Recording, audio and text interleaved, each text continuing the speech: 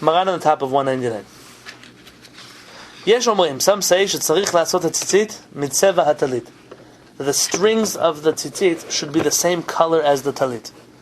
והמדקדקים נוהגים כן. And those who are strict are careful to do this. So if the tzitzit is white, the talit should be white also. Haga, the Rama puts in his note, והאשכנזים אין נוהגים לעשות הציציות רק לבנים. The Ashkenazim always make the strings white. Af bivgadim tzvuim, even in colorful clothing, ve'en leshanot, and you cannot change this custom. Now this is not so practical. Who here has a talit that's not really white? Or doesn't have white in it? I don't think. I had a student who had like a red talit. Hold on. I don't think I've seen them like that. It's conservative. Okay, it could be. It could be that they're colorful. I used to see people with like blue talits. Yeah. All blue? But it had like white lines in it. Interesting. Okay, interesting. So I'll give you an example of the first time I saw this student. It was in the Israeli army. My students would come back from the army with green tzitzit, because the army issues, you can't wear white in the field. You can get cut. So they have green. You can see it too far away. I don't know if it's green. It's like an olive. Whatever color the army uniforms are, olive green. But the strings were white. And technically, if they were Sephardic, they should have green string. I know it sounds funny. Green strings on the green tzitzit. Yeah. But because the rabbinate probably follows, and it seems to me that the Ashkenazi opinion here is more prevalent than the Sephardic one. A white string, we always put white strings, regardless of what color it is. But it's still a chumah. If a person wants to be stringent, so he would tie green strings onto his green talit, or dye them green, or. If you were held by the Kehillat, you'd have the Kehillat with the green. Probably. I mean, the fourth string would be Kehillat, I guess. You'd have like 3 green and 1 Kehillat. Right. Okay. That'd be interesting. But the green, the talit, are they issued by the army? By the Yeah. They're issued. Every soldier in the army can get a pair of sidur, a green tzitzit, and green. Because like a camouflage thing? It has to be. They cannot be in the field with white. Yeah. Even their undershirts are green. So it's an issued item. Sure. Yeah. The army has a chief rabbinate that takes care. If you're a religious soldier and you want to do certain things, they'll give you. Interesting. So does this mean that according to the Ramah, the Ashkenazi can't wear tefillin? No, very good. That's not what he means. He means that you wouldn't change the white strings based on the color of the clothing. It's a good point, because maybe blue shouldn't be there. Obviously, the Ramah agrees that blue, if you have tchelet, would be there. But the question is, what about the other 7 strings? What color should they be? He says they're always white. So let's look into the notes here in Halakha Buah. This is a topic worth delving into, because it doesn't just have to do with strings. You'll see in a minute. Dat kama miraboteinu harishonim. It's the opinion of some of our early rabbis. Shetzarich shiyu hatzitziot. I'm in 199 in the middle of the page. The strings of the tzitziot have to be motot tseva shel beged talit. They have to be made of the same color of the clothing of the talit. Shim tseva beged lavan yaseh tzitziot levanot. That if the tzitzit, the talit is white, the tzitziot should also be white. Vim tseva habeged yarok yaseh tzitziot yerukot. That if the clothing is green, so the tzitzit should also be green. Because it says, "V'natanu al tzitzit hakanaf." You should put the tzitzit on the corner. And for here, v'anu doshim mikan, and we learn from here, shiu hatzitziot mimin hakanaf, that the tzitziot should be from the same material as the corner of the talit, and therefore the same color of the talit. V'gam yesh b'zeh mishum hashneimar, and also you fulfill what it says, ze eli v'anvehu. This is my God, and I will beautify him. V'darshu chazal, the rabbi say, Hi tana'eh lefanav v'mitzvot. You should beautify yourself in front of him with mitzvot. Aseh lefanav tzitzit na'eh. Make a beautiful tzitzit for yourself. It's a mitzvah not just to have a simple tzitzit, there are talit, but to have a beautiful talit, something that's mehudah. V'yesh rishonim asovrim she'en tzarich lakpid b'zeh, and some of the rishonim hold that you don't have to be careful about this at all. So there are 2 opinions, and those who say, listen, white strings on a green clothing just doesn't look right. Green on green, white on white, blue on blue, red on red, whatever it would be, you should fulfill the proper... So it's allowed to have red? Okay, so in general, Jews are careful to try not to wear red if they can. At least it used to be. Today, people are very lenient to red. Red for what? Red at all? No clothing that's red. It's a funny halakha. If you look in Yoreh, section Kuf Ayin Chet, 178, Maran over there in the first halakha says that Jews don't wear red. Women too? Or just Women men? too, especially women. There's a Actually, most Jews are well-read. No. Jack, Hashem should bless you with a long life. Keep us awake. But it's true. This idea of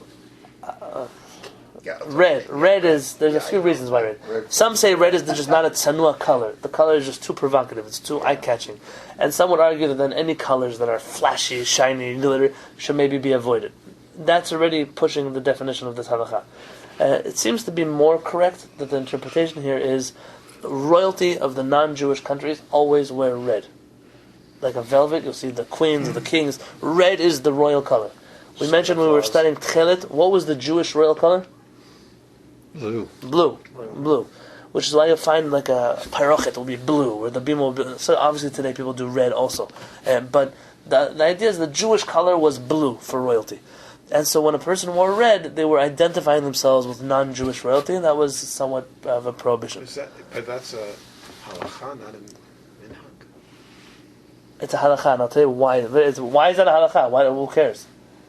There's a halakha that says, "Bechukotehem lo telechu." Right. You're not allowed to walk in the ways of the non-Jews. It doesn't mean you can't do what non-Jews do. Obviously you can. The understanding is that non-Jews have traditions also. And that when non-Jews do things, it could be that it sources from idol worship. Like people knock on wood. Knocking on wood is symbolic of the cross, a wooden cross. And therefore we can't knock on wood. Yeah. When you know the reason, this is a famous Bet Yosef, and if you remember this, Hashem should bless you. There's a Mahari Kolon, I believe that's his name. The Bet Yosef quotes him. It's not true to everything. Not everything that non-Jews do are we not allowed to do. Rather, when you know the reason, and the reason is not an idolatrous reason. You know why they do it. I'll give you an example. You put seed in the ground and water it. Okay, but let's make something more specific.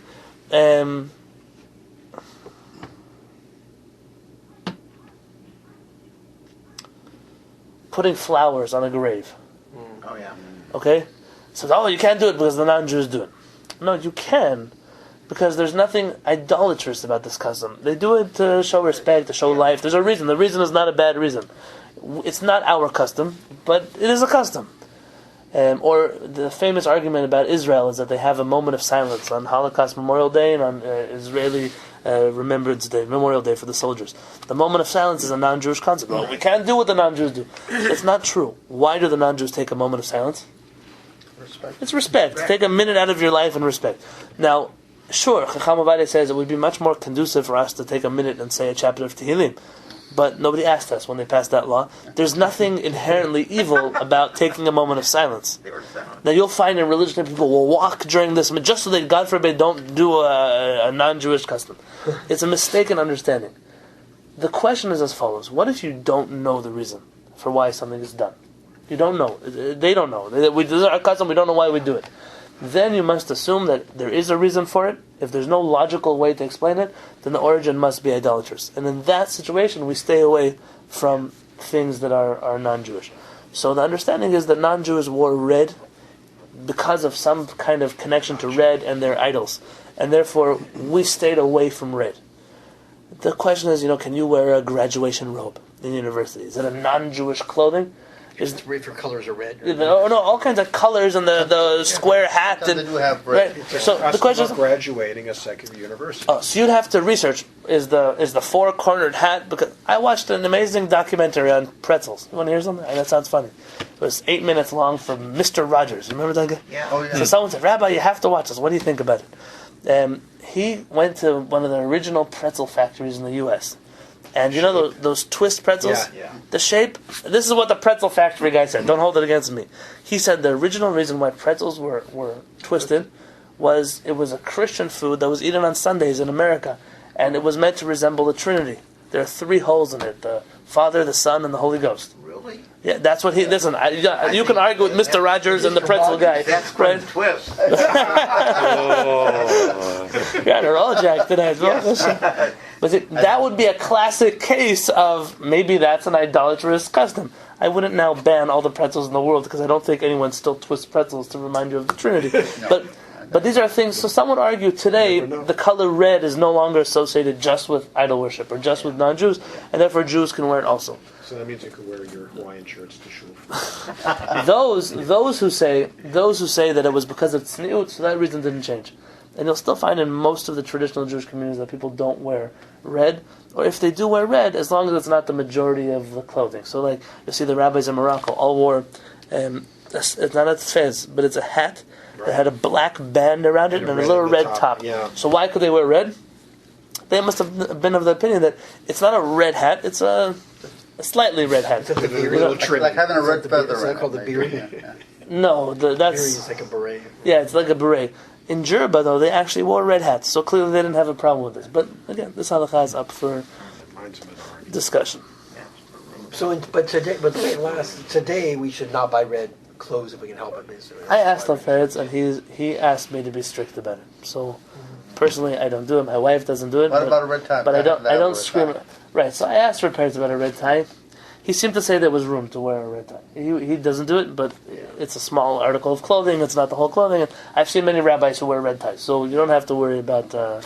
It's not a violation of halakha, but it's red traditionally always associated with blood and with murder and all kinds of things, and that's why we stayed away from the color. It's not an evil thing. So if you have something red that you like, I'm not taking it away from you. I'm just sharing with you an opinion here in halakha.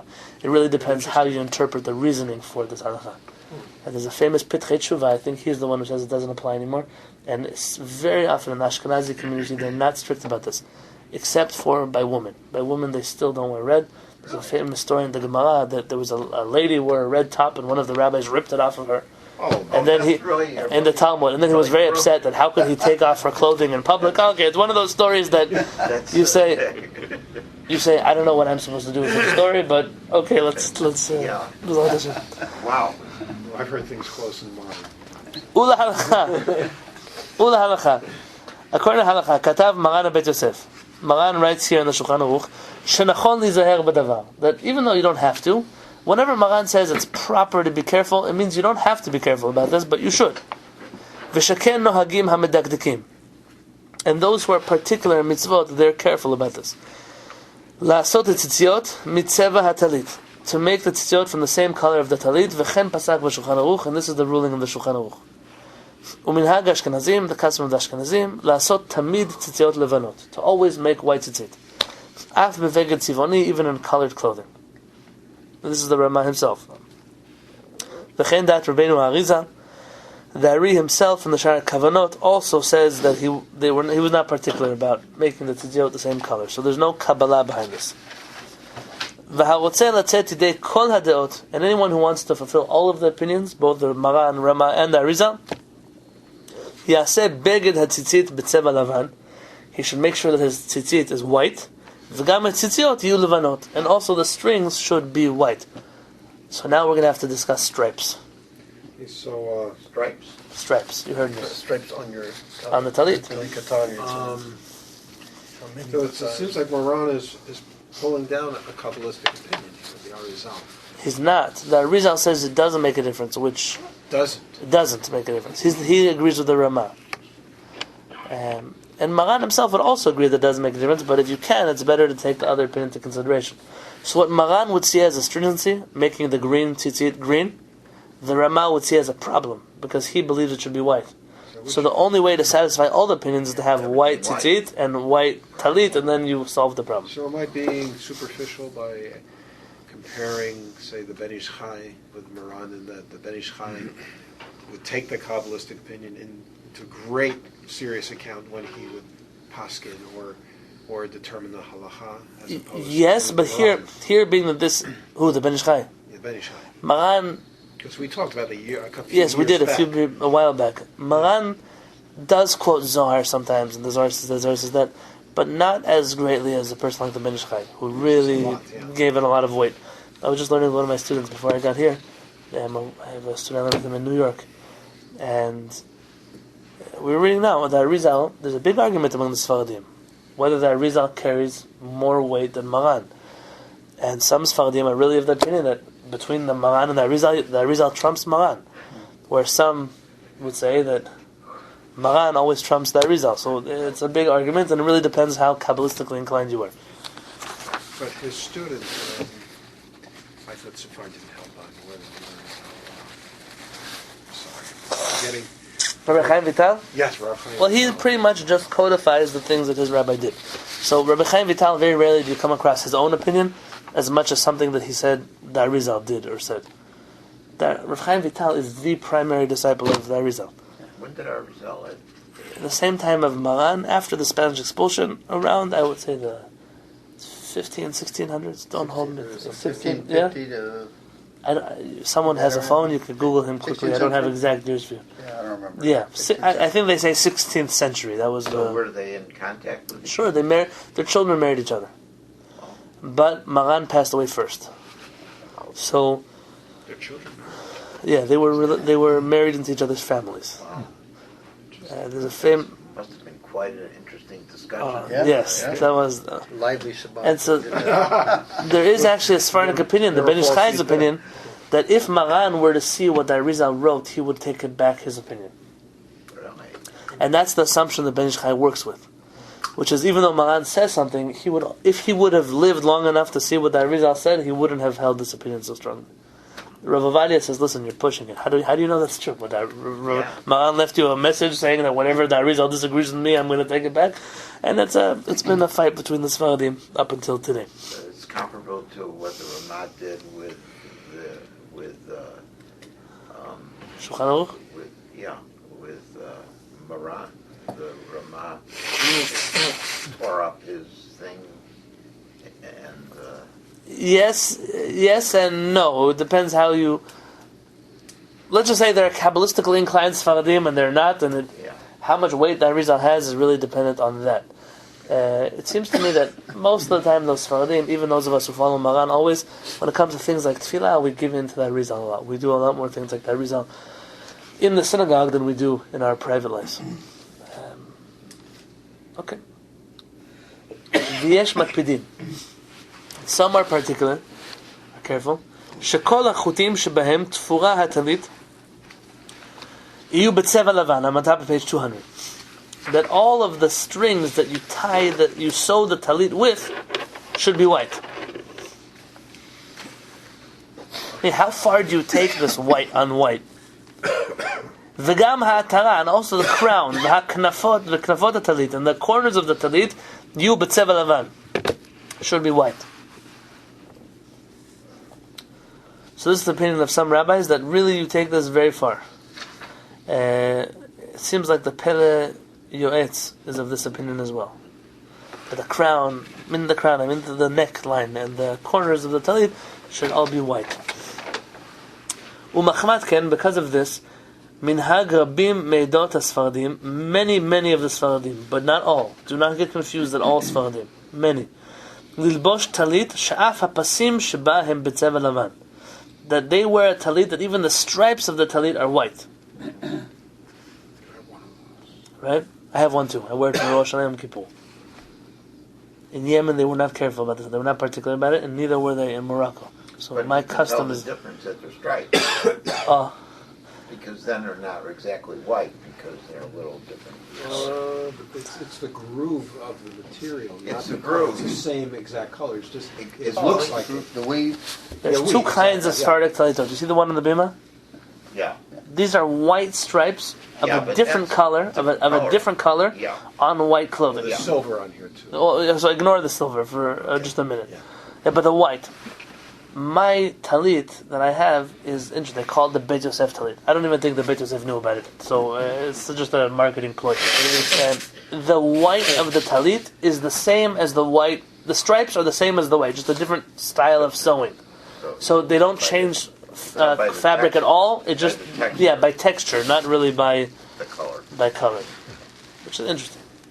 Yeah. You'll be surprised at how far people take this. Maybe I could forgive you if I try to show you.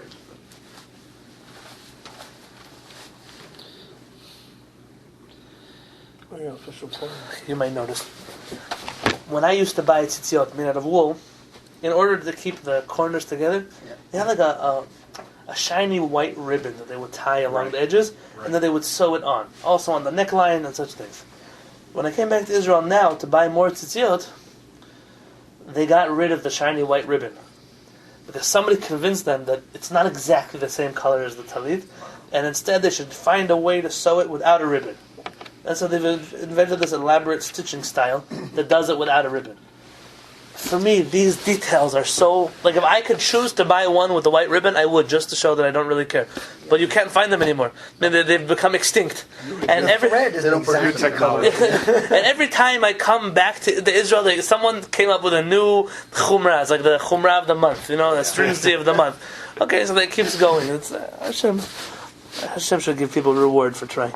Aval Ashkenazim einam makpidim bekach. The Ashkenazim are not particular about this. Velofshim talit shapasim shema shchorim or kchulim. They wear talitot where the stripes are black or blue. Machmat sheyesh lechet achar hatzeva shel ikar talit, because they go by the majority of the cloth. The majority of the cloth is white. You can pull up a chair if you like.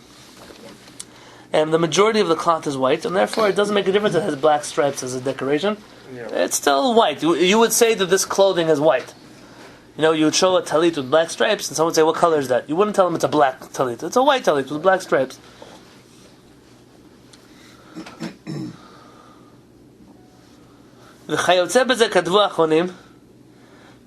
Similar to this, the later rabbis have written, "She'im tzeva sfat habeged ino ketzeva ikar habeged," that if the corners of the clothing or the edge of the cloth is not the same as the main part of the fabric, for example, let's say the corners are all blue. It happens, they have such talitot. It's proper to follow the majority of the clothing and make white tzitziot, not blue tzitziot like you might think. If you have blue tzitzit to match the color, how can you tell the difference between... You technically have blue tzitzit and then one string of tchelet, which would supposedly be a different blue than the other blue. Have you ever seen colored tzitzit? I've never seen. The green ones? Maybe once in my life.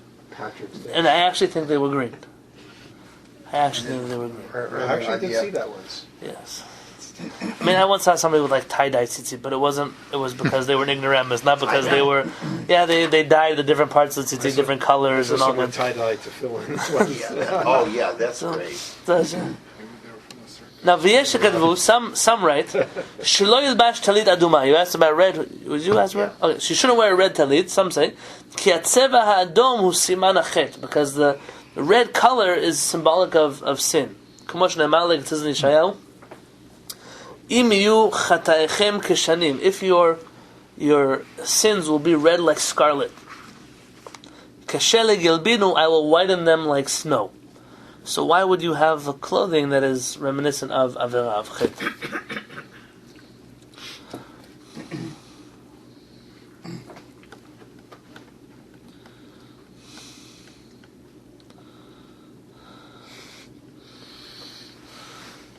And down here he brings a Rabbeinu B'chaye, who, Rabbeinu B'chaye, depending how you read this, Rabbeinu B'chaye, is saying that when you wrap yourself in a white talit, you're symbolic as I'm coming as a penitent person, as I'm coming to do tshuva, I'm coming to ask Hashem to forgive me.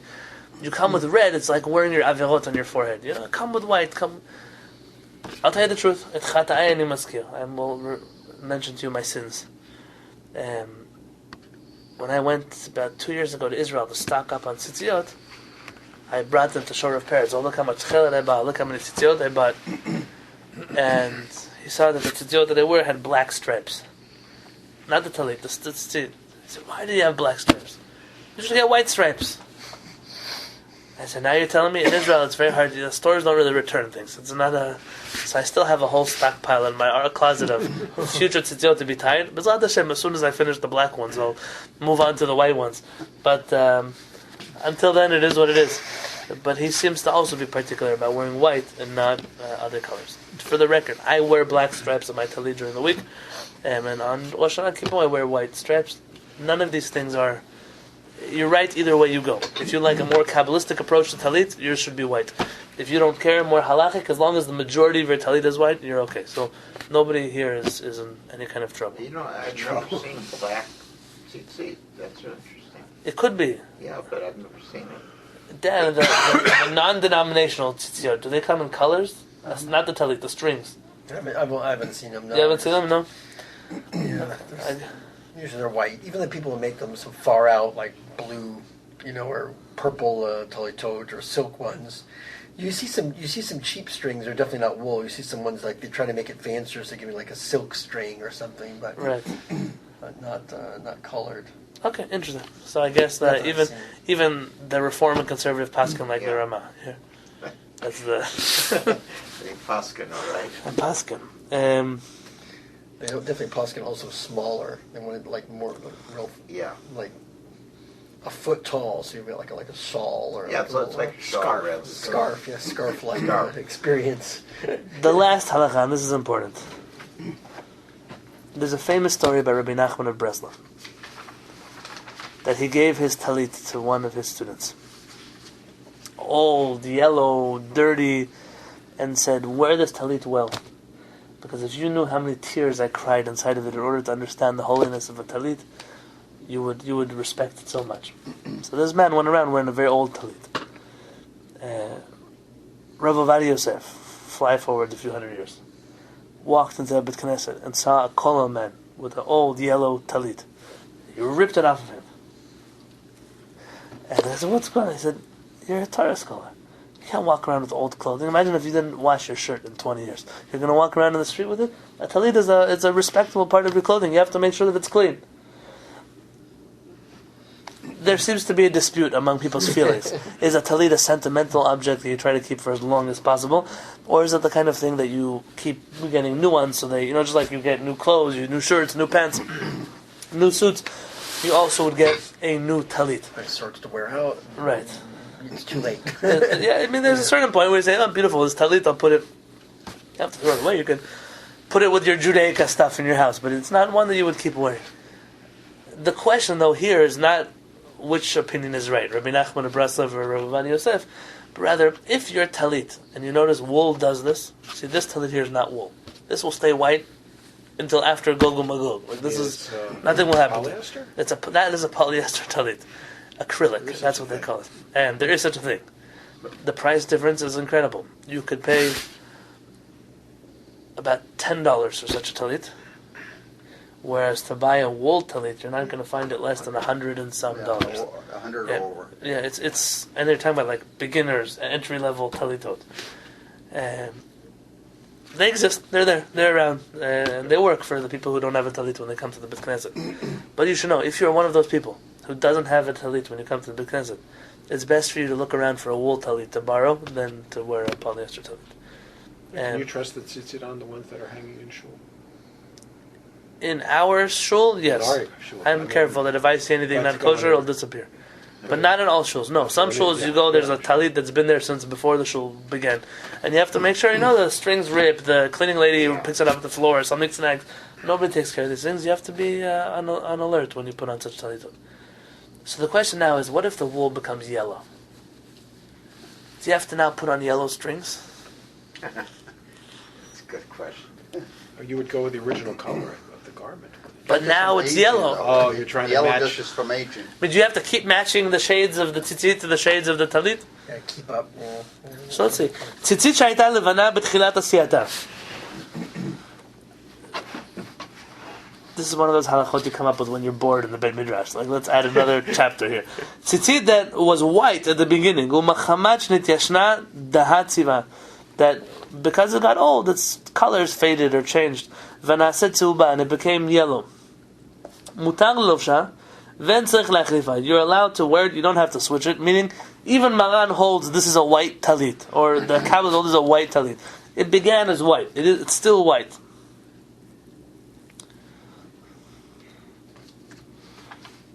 He brings down at the bottom that even though you're allowed to wear it in regards to it being white, it's not fulfilling the mitzvah of this is my God and I will beautify my talit. It's already out of the category of a beautiful talit. Umikol makom, in any case, im nitzlach lecho habeged o atzitziot biyoter, if the clothing of the talit itself or the strings have become very dirty, page 201, it's not fitting to wear this talit until you put it in the laundry.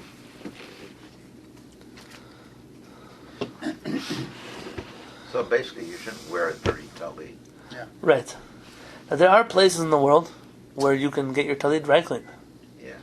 There are many Jewish, London, the famous joke, they took the talit to the dry cleaning, and when it got back, the bill was for $400. Is it crazy? Why is it so expensive? So the man says, you know how many hours it took me to get those knots out of your clothing? So the truth is, and I don't have a clear, I'd have to look at the sugya again. You're not really allowed to give your talit to someone who's not Jewish. There's such a halakha. It might not be relevant today, which is why I'm telling you that maybe it is okay today. The fear was as follows. Back, once upon a time, everybody had beards. Everybody covered their hair with robes or scarves. The only way you knew if a person was Jewish or not was if they had tzitziot on, if they had a talit on. That's how you knew who was Jewish and who wasn't. The difference in a Bedouin and an Arab and a Jew, they're pretty much the same. In Talmudic times, I'm talking about. So Rabbi said the worry was that an enemy of the Jews, I don't know, some Plishti or some Edomite, I don't know who's it going to be, is going to get his hands on a talit and dress up like a Jew and lynch people, ambush people. It's happening now in Israel. What else? These guys come to the old city. I have to tell you a miracle. On Motzei Shabbat, there were a few boys stabbed in Shaar Yafo. They were stabbed. One of them was in the hospital. One of those boys is my nephew, my wife's nephew. So my sister-in-law Leah, that's her son, was there, and the boy next to him. They were a group. Got stabbed, and he's in the hospital now. And the way these people do it is they dress up like Jewish guys coming to the Kota also. And then they run around with the knives, and you don't really know. So who's the Jewish guy, who's not? And so the idea here, the problem is that in today's world, one, we don't suspect your random non-Jew to wear a talit and ambush Jews. Maybe if you were living in Israel, it would be a different story. At least in this country, we don't have this fear. Also, if a person today really wanted to get their hands on a talit, they don't need you at the dry cleaner. They could just order it on Amazon or get it from somewhere else. They don't need you. So it could be that this is not a relevant halakha. But in general, there are places in the world that if you wish to clean your talit and you don't want to put it in the laundry at home because it'll come out wrinkled, you get your talit dry cleaned. It doesn't have to be a brand new one. Yeah. But you can get it cleaned. So I have to ask you separately. Did you have a question, sir? You can go first. Okay. Whether you know place in San Diego that cleans talit very well. And what did I tell you? You said you didn't. I didn't. Yeah. And I think I mentioned to you that I would have to look into the sources, right? She's downstairs here. She's pretty good. Does she do talitot? Yeah. Oh, okay. Well, Okay. There you have it. You know, when I got the new tzitzit put on, I had all dry cleaned too. oh, okay. You just have Where to is this down below? down underneath us, the floor underneath on that side. The Korean one. Yeah, but you just have to make sure to tell, hey, don't take out my nuts. That's all you want to say. It's how we have a Jewish one in Pacific Beach. There was this guy. He had a cartoon. His famous icon was this cartoon shape. It looked like almost like an alien, like a big round head with a huge shock of black hair. It was called Velvet Touch, and it said, "This man wants to clean your clothes." It was kind of a scary cartoon. But if you brought a talit in there, you'd do it for free. So in Baltimore, they had a thing that if you would bring in like a shirt or two shirts, you would do your tzitziot for free. So there were such places. But I will tell you, I will warn you, when you get your talitot washed or dry cleaned, they get yellow much quicker. And so if you're interested in keeping your talit pristine white, you might want to be careful. That's all I'm sure.